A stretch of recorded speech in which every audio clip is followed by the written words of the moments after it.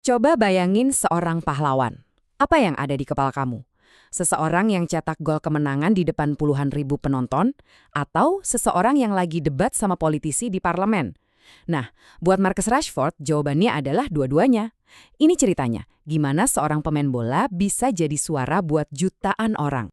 Ya, di lapangan, dia itu predator, cepat, mematikan, pahlawan Manchester United sejati. Tapi di luar lapangan, dia itu pejuang.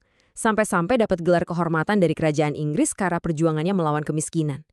Jadi, gimana bisa dua dunia yang beda banget ini ada dalam satu orang? Yuk kita bedah bareng-bareng. Oke, jadi ceritanya ini kayak punya dua babak. Kita lihat dulu sisi pemainnya, baru nanti kita bakal ngerti sisi aktivisnya. Dan semuanya itu berawal di Manchester. Jauh sebelum hingar-bingar stadion, ada seorang anak laki-laki yang perjuangannya bakal ngebentuk takdir dia. Nah, ini dia nih kenapanya. Di balik setiap gol, setiap kampanye, ada memori tentang ibunya Melanie. Bayangin, seorang ibu tunggal yang kerja banting tulang, kadang sampai rela nggak makan cuma buat mastiin anak-anaknya kenyang. Pengorbanan inilah yang jadi bahan bakar perjuangannya sampai sekarang. Bakatnya itu, udah kelihatan dari kecil. Umur 7 tahun klub-klub besar udah rebutan. Tapi buat dia, pilihannya cuma satu, Manchester United. Dari awal banget takdirnya udah terikat sama panggung megah Old Trafford. Lompat ke tahun 2016. Marcus Rashford itu nggak cuma ngetuk pintu, tapi langsung mendobraknya. 2 gol di debut Eropanya, 2 gol lagi di debut Liga Premier, terus cetak gol juga di debutnya buat timnas Inggris. Gila kan? Dalam 3 bulan, anak dari Manchester ini jadi sensasi dunia. Tapi, debut fenomenal itu baru permulaan.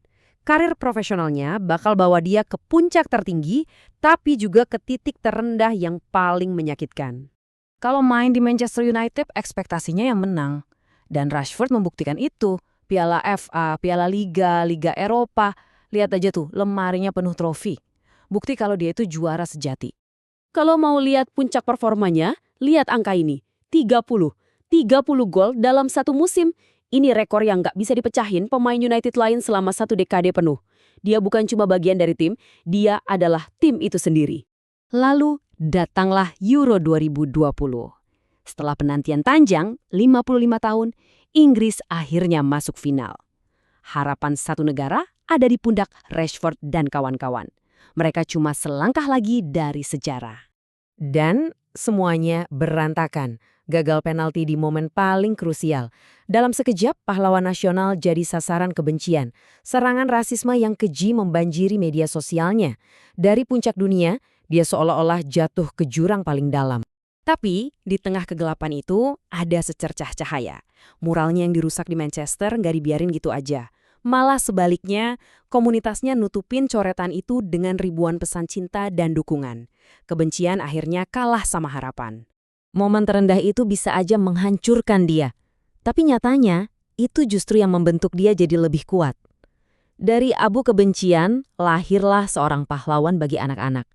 Dia mengubah penderitaannya sendiri jadi kekuatan buat jutaan orang lain. Dan ini bukan aktivisme biasa loh. Rashford itu main catur, bukan sekedar demo. Dia kerjasama dengan badan amal, nulis surat terbuka yang nancep banget ke pemerintah, sampai bikin petisi yang ditandatangani lebih dari 1 juta orang. Dia benar-benar menciptakan gelombang yang nggak bisa diabaikan sama para politisi. 20 juta pound. Coba deh bayangin angka itu. Itu bukan cuma soal uang. Itu artinya jutaan porsi makanan hangat buat anak-anak yang membutuhkan. Itulah dampak nyata dari suaranya. 1,3 juta. Sebanyak itulah anak-anak yang bisa tetap makan selama liburan sekolah berkat perjuangannya. Dia nggak cuma mengubah kebijakan, tapi beneran mengubah hidup banyak orang. Tentu aja, Istana Buckingham dan universitas-universitas paling top pun sadar. Penghargaan MBE dari Kerajaan Inggris, gelar doktor kehormatan, dunia akhirnya mengakui apa yang udah kita tahu. Marcus Rashford itu lebih dari sekedar pemain bola, dia seorang pemimpin. Nah, kita balik lagi ke pertanyaan awal. Pemain atau aktivis? Jawabannya, ya dua-duanya. Dan dengan menjadi keduanya, dia udah ngubah selamanya arti menjadi seorang atlet di zaman modern ini. Inilah warisannya. Marcus Rashford udah membuktikan kalau panggung seorang atlet bisa jadi kekuatan yang luar biasa besar untuk perubahan sosial. Dia nggak cuma menginspirasi fans bola, dia menginspirasi generasi baru para pemimpin. Kisah Marcus Rashford ini bikin kita jadi mikir, apa sih arti sebenarnya jadi seorang panutan di abad ke-21? Dia udah nunjukin jalannya. Pertanyaannya sekarang, siapa yang bakal ngikutin jejaknya?